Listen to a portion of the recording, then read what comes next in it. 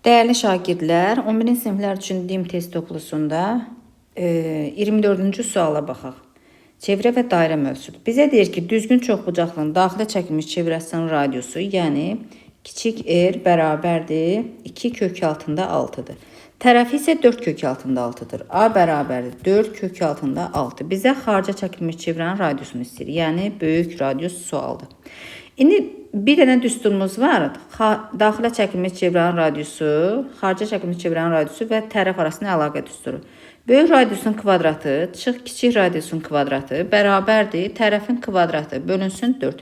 Verilənləri yerinə qoyub hesablayaq. Böyük radiusun kvadratı bərabərdir 2 kök altında 6-nın kvadratı bərabərdir 4 kök altında 6-nın kvadratı böl 4. Radiusun kvadratı, böyük radiusun kvadratı çıx 2 kök altının kvadratı 24 bərabərdir. Bu da 16 vur 6 bölünsün 4. 4 ilə 16 ixtisar gedir 4 qalır. 4'ü də 6'ya vursaq 24 eləyəcək. Deməli böyük radiusun kvadratı da bərabərdir. 24 da sağa keçsə toplanır 48. R bərabərdir kök altında 48 bərabərdir 4 kök altında 3. Cavab 4 kök altında 3 olacaq. B variantı.